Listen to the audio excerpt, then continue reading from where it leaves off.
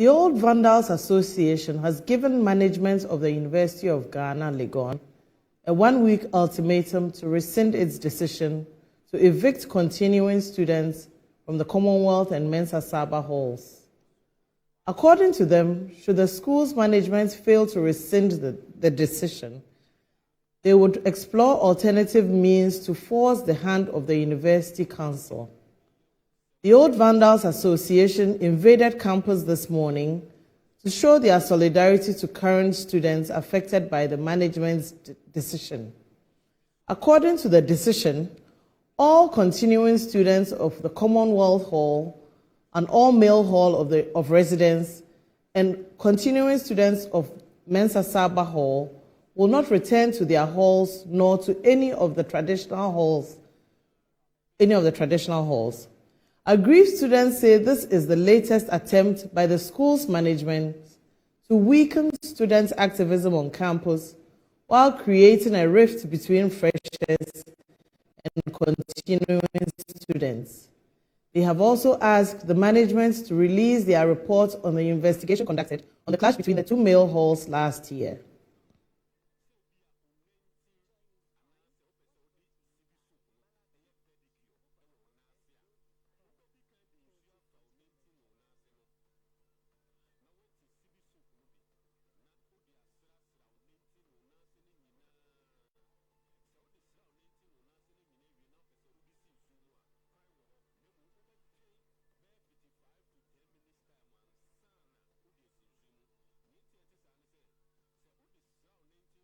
Let's stay on this and speak with Bernard Odrotichi. He is a former president of the Commonwealth Hall, and he is joining me in the studio. Happy New Year, Bernard. Many happiness in return, Bridget. So there's this issue about why you're not willing to engage management and why you've decided to take this approach of going ahead to protest. Don't you think engaging management is the way to go, and why not use the appropriate channels? Bridget, let me say very good evening to your viewers out there. You know, there's a popular axiom in our local parlance that he who brings sugarcane home must not complain of houseflies. The university first set the tone for their capricious approach in this policy. Don't forget, university is a community on its own with stakeholders. The student body is a stakeholder, Old Vandals are stakeholders, and any other interested stakeholder you want to mention. In August last year, there was an element of a clash between Commonwealth students and students. The university, respecting the dictates of this very people of this country. And as we speak, we did from the west of the itself, there will be a so, Bridget, as we speak today, nobody knows who were trouble, who were complicit, who committed crime, what findings were put out. So for the university to place the horse before the cart is unacceptable.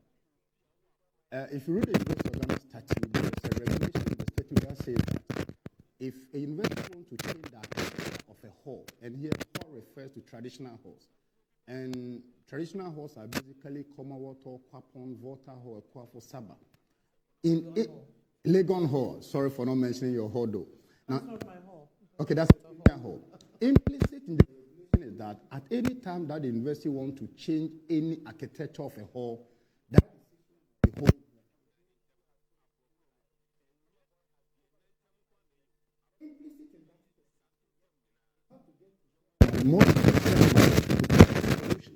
in this, you need to have a separate meeting for senior common and junior common room members to say that we want the hall to be in this format. As we speak today,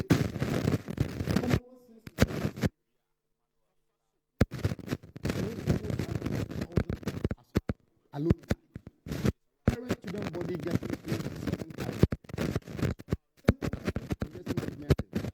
at what point did the senior common room ever met to pass a resolution? They want the Home and we believe that is a grand agenda to suppress the cause of vandalism. Bridget, let me take you to Article 296 of the Ghana Constitution with your kind permission. And that is very instructive because it talks about the use of discretionary power. Implicit in Article 296 talks about where in this Constitution or in any other law discretionary power is vested in any other person or authority, that discretionary power shall be deemed to imply a duty to be fair and candid.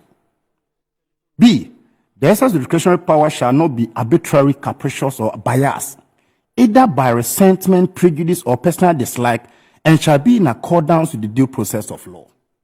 So if you read Article 290 of the Ghana's Constitution, and it is the supreme law of the land, if you read Article 2 of this Constitution, it says that any law, any act that is found to be inconsistent with this law is a nullity.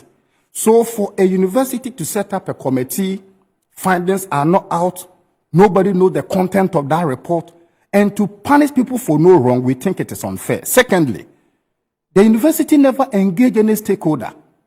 As Old Vandal Association, we would have loved to sit on a common table to dialogue. Because even after every war, First World War, Second, people sat on a table to dialogue. Why could the university engage us to say, okay, these were the findings of the committee. We found maybe 18 students culpable of the crime that was committed. And by virtue of that, we want to change the architecture of the hall. Bridget, in the year 2010, similar policy was being hatched, and they wanted to implement it. We fought it, went to court, and the university lost the case. Now, the framework of the same policy is similar to the policy of 2023. And all we are calling for is that enough is enough. Last of it all, 3 years ago, the Old Vandal Association thought it prudent to have an annex. An annex simply means that you have the traditional hall and you build other facilities to adjoin to it. We went through all the due process. The former vice-chancellor then approved the project. There was a shortcut into the project, and it was going to take over 5,200 students to add up to the original hall intake. This particular VC comes to office, and she says she would not agree to the project. As we speak today, the university wants to implement in-out policy. The simple implication is that when your ward gets to university for the first year, after first year, he or she is thrown out. As we speak today, all neighboring hostels are charging between 3,000 to 8,000 Ghana cedi per year.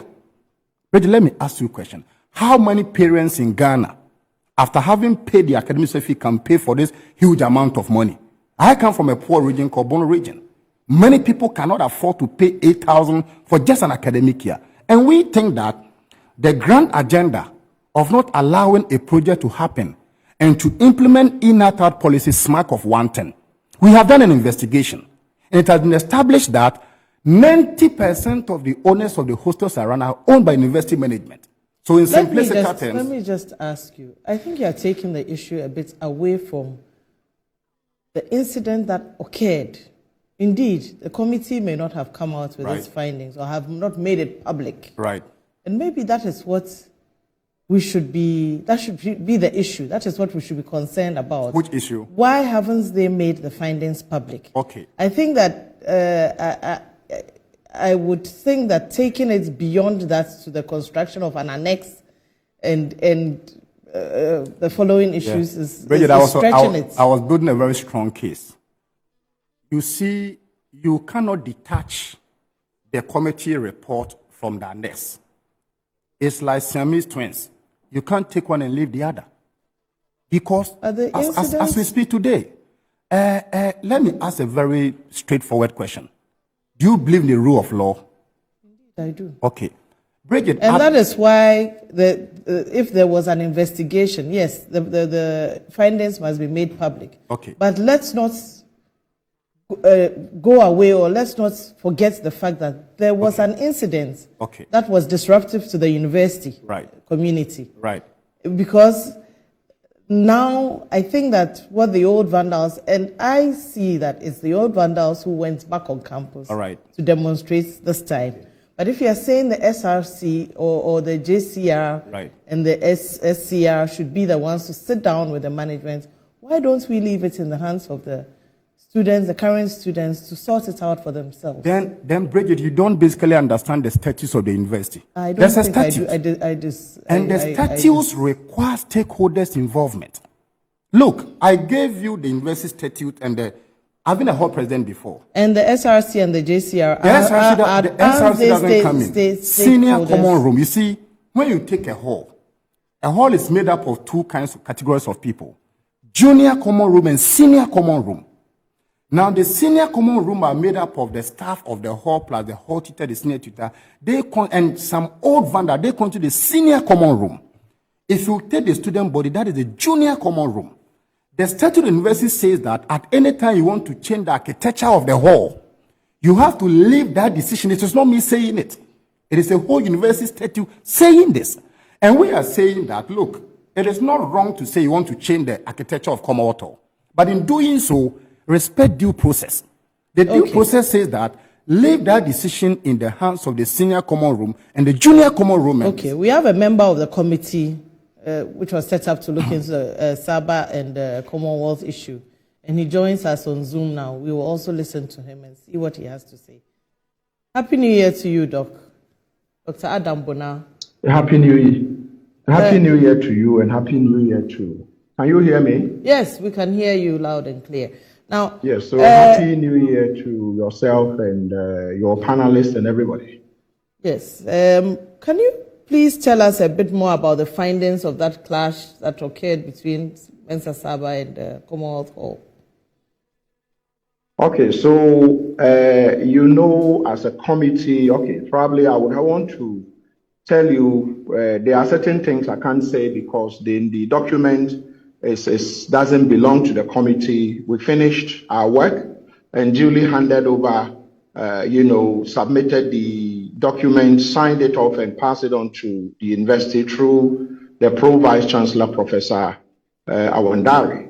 So the committee was made up of myself, the chairman. We had Professor Martin Otinya Bebio as he's a provost of College of Education. We have Professor Rosie Nachemanting, who is now the dean of students. She was one of my members. We had Dr. Frederick Buama, who's a fellow at the Center for International Affairs, University of Ghana, and then we had Mr. Charles Nti.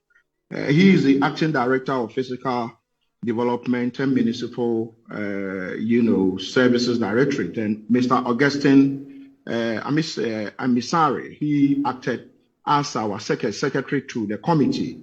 So it took us roughly about 2 months to go through whatever, invite all those we thought would be good to our committee's work. And we listened to them and made notes, listened to the recommendations and all that. And we put everything together and duly submitted that to the university. But for the purposes of this conversation, I think some of the old vandals, I heard them say that I am a consultant to the university. Let me put on record that I am not a consultant to the university. As part of my work, the expertise I have, if I'm called in by any organization, I look at what my services would be, and I would go in if I want to do a pro bono. And I did this on pro bono and the university from time to time, not just this university. From time to time, those who require my services, I offer them. But I would say that I am not a consultant to the University of Ghana, so that I would want to put that on record, because I heard some of them say there's a conflict of interest. No, there's no conflict of interest. I came in, and anytime I'm required to come in to do such a thing, I'm sure I'll look at it, and if I want to, I would accept. And so we finished our work. I'm not supposed to go into the nitty-gritties of it. Submitted our reports, to the university, and it's with the university as to whether they publish it or they don't publish it. The onus will not be on us to compel them or tell them to do that. I believe that the university, as constituted, they have a council, they have management, and usually the council would usually appoint whoever becomes the vice chancellor. We don't decide how the university is run. So we submitted it to them, and either they decide to implement it in whole or in piecemeal. And so I would say, I believe you asked the gentleman, I think he used to be an old vandal, one of the leaders who is in your studio. I think the situation as it's unfolding, there is a need to see how dialogue can work. But probably going this tangent, if you ask me, someone who deals in security would say will not help anybody. Listening to what, testimonies we received from those we invited, I will tell you that it is not an interesting, situation. If we allow this to continue on University of Ghana campus, a lot of things might go wrong in future. We would have a situation where students will literally come with petrol and other substances like acid and chuck it on other students and probably senior members and some of their colleagues and burn them, because then if you listen to the testimonies and what took place, how the planning was done, you notice that it was properly orchestrated, and it hasn't been once and not twice. And so I think that let's look at it devoid of probably, the emotions. I think the leadership of the Vandals Association should look at it. What are the issues? Yes, if they want the university to publish the report, I won't be the one to say the university should publish or they shouldn't. I'm sure they know what to do to get them published. What I'll say, Bridget. Thank you very much, Dr. Adam Bona, for your contribution. But let me ask, so far, do you believe that what the decisions that the university management has taken is following the recommendations that were made by the committee? Well, I should think so, because a lot of things came up, even though I'm not mandated, I don't speak for the university, but as a chairman, I think it is important to clear some of these things, because then looking at it, we were given a job to do. The university, it's up to the university what they want to do with their report. But I have said it publicly that if the university management and council fails to act, and if they don't do that swiftly, this incident we investigated was around October 21st or so, 2021, and so we started it and ended it in 2022, the early part of 2022.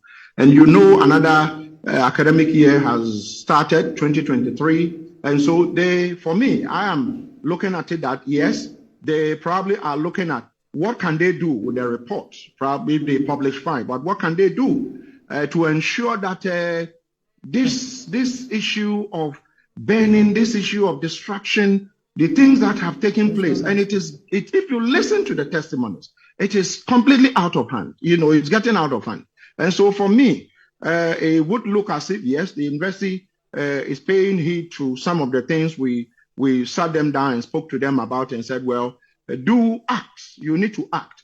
But as to whether who they consulted and they didn't consult, for me, I have done my work. I no longer perform that function as a chairman. Is my report, but I no longer perform that function. I don't decide. And so I believe that they should, I can advise publicly that I think in this type of a situation, dialogue is the way to go to see, is there any middle ground we can agree on? Because then the Vandals might have, might have an issue to raise. The university might also have a reason to believe that maybe things must be done this way. There is a need to engage the university management and council and see what can be done, but it cannot be left, because then, Bridget, let me just conclude. Yes, Bridget, you know what? Okay. You know what? If you, assuming the report is published and you listen to, you read it, I'm sure you would understand how these things happen. And if nothing is done and it is left, it could get out of hand. And the University of Ghana tomorrow would probably not be the University of Ghana we all know. Okay. Yes, Thank it you might very not much, exist. Dr. Bernard, back to the studio. You heard Dr. Adam Bona. Sure. Shortly, briefly. Bridget, we're singing the same song. Right from this morning, his tone has changed. When he engaged us on Joy TV, whatever, he was very ballistic. And there is something we want to depart from. In his submission, he alluded to the fact that he's not a spokesperson for the university. He said that now. So we would love to have an engagement with somebody who has a vested interest, an official person who wants to speak to issues. When you ask him a direct question that, are they implementing the report as they submitted? His response was that He wants to leave that to the university to decide. It therefore answers that, you see, he speaks with the left and the provost speaks with the right. When you get a chance to speak to the provost chancellor, he says that they are yet to receive the report. Here comes a former chairman of the committee who says that we are done with our job submitted to the university. Bridget, all that we want is simple. We want an amicable solution. But nobody should ever think that the media is the enemy of the university. If the university wants to sell a product or service, they resort to the media. In similar vein, we are not going with guns, machetes, or cutlasses. We want to use the media for the ordinary market woman whose sons and daughters are coming to Legon to know the real issues. The real issues are that a university management decision to change the architecture of Commonwealth Hall is unconstitutional, undemocratic, and non-consultative. And all we want, they should hold the decision, sit down the common table and decide that the decision was capricious, unconscionable, and unmeritorious. And when that is not done, let me say it here, we shall resort to every legal means possible to fight this issue. Thank you very much. You're most welcome, Bridget.